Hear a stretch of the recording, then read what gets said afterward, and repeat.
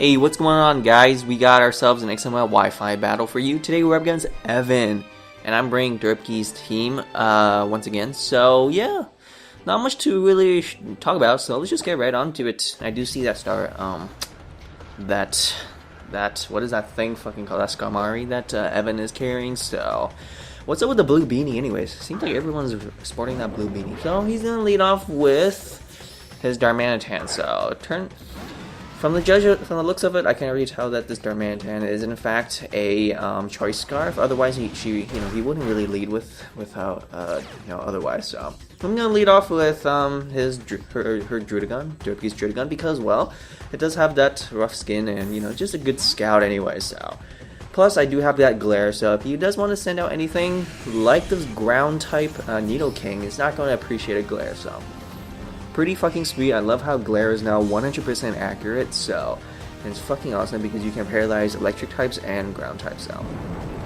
here I know I can at least live one ice beam unless this thing is like choice specs, so I'm gonna go for earthquake just to see how much I do. It does a pretty decent amount.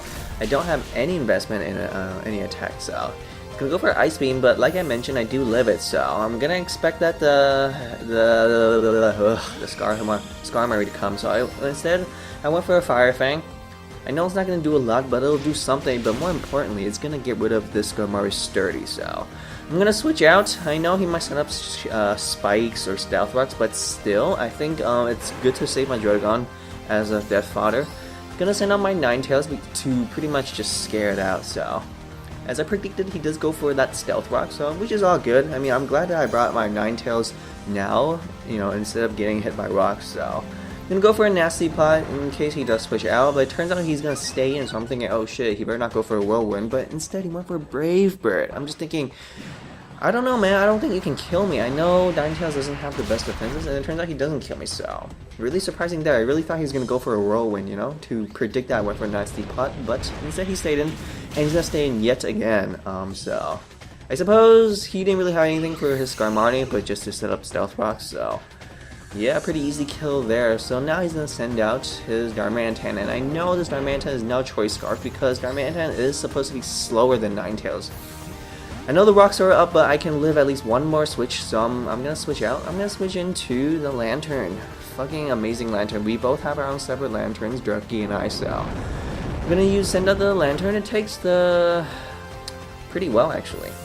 So now he's going to have to switch out. He's going to go into his Blissey. I'm gonna use a Volt Switch because I knew he was gonna switch out. He didn't want to take a Surf or Skull or anything, even if it is in the sun. So the Blissey takes it like a champ, but that's not why I switch it out. I switch it out because, well, I can switch out my Jirachi now and pretty much scare it. There's a physical Jirachi, so not to mention this Blissey can't toxic me, so I'm gonna have a free turn to set up rocks now, but afterwards we get our leftovers. I don't know why leftovers always take so long. It's such a long animation. It's just leftovers, man. So I'm gonna set up stealth rocks, and turns out this Blissey is gonna go straight for the aromatherapy, and it's gonna heal the Nidoking's paralysis. So pretty smart there. But at least I got my rocks up, so it's an even game now. I got my mid-game rocks up, so gonna go for a body slam. Don't know why, actually. Turns out this body slam did more than I expected, so could have just went for the Iron Head and potentially do a lot more and do it, make it a 2-hit KO. But yeah, unfortunately, it's not a 2-hit KO with body slam, so she's gonna grab some more leftovers. But I still know that an Iron Head still has a good chance to hit, so I'm gonna go straight for the Iron Head. But he's gonna save his Blissey and he's gonna go straight into his Darmanitan. And yeah, sadly I do go for the Iron Head. If I had one for a body slam, I'm pretty sure this Darmanitan would have died, or it'll be really close to dead, and maybe we'll get out paralysis. Unfortunately, I don't want to get Flare Blitz or any of that bullshit, so I'm gonna have to switch out. He might go for a U-turn, but I don't want to play any games here. I'm gonna switch into my Crayola. Now, this is excellent play right here. I really love using Death Fathers. This is how you're supposed to use Death Fathers to sack off Pokemon. So I sacrificed my Druddigon, and then now I know that he is stuck into Superpower because, well, we already know that he is choice. So I'm gonna bring out the Gengar now, and yeah, he has no choice but to switch out. So that gives me a free opportunity to just hit him up with a really powerful Life Orb attack.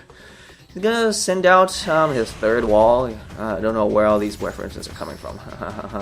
So he's gonna send out his Mega Venusaur. He's not going to appreciate a Sludge Bomb with a Life Orb. So yeah, that did over half. So one more Sludge Bomb will do it.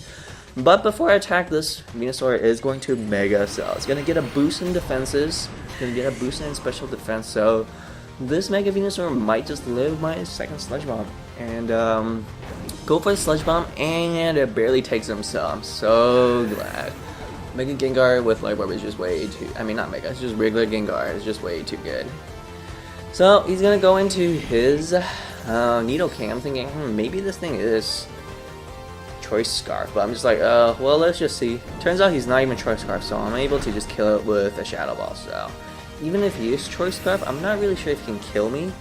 Because, you know, I am just a regular Gengar, I have Levitate, so his best bet is just to use like Fire Blast or Ice Beam. Not really sure if he can kill me, so here comes Azumarill. I already know that it's going to go for the Aqua Jet. So obvious, so I'm going to switch into the Lanturn to absorb any of those water attacks. And turns out he does go for the Aqua Jet, and does an alright amount. But I know I can live one more, so I'm gonna go for a Volt Switch in case he switches out, but it turns out he's gonna stay in, surprisingly. He takes it so fucking well, so I'm thinking this Azumarill is probably Assault vested, so I know that Play Rough is coming. I mean, he's not gonna go for a Water attack, so what else could he go for, right? So I'm gonna go into my Jirachi because, well, it eats up this Play Rough pretty well, and can't really do shit to me, so his best bet is to go for a Waterfall, but naturally Jirachi does outspeed this Azumarill, so I'm free to hit first. Gonna go for the Iron Head, just hope for a flinch, but it turns out it's actually enough to kill. Not sure if the crit mattered or not.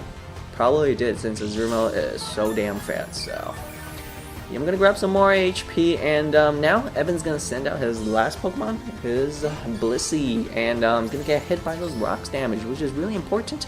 Because this Iron Head will kill for sure, but instead he decides to humbly forfeit. So, really awesome battle. Thank you, Evan. Awesome team, strong coverage, strong movesets. Love it. And I love you, viewers, for watching such an amazing battle. So please leave that like and make sure to comment and subscribe. Thanks for watching, guys.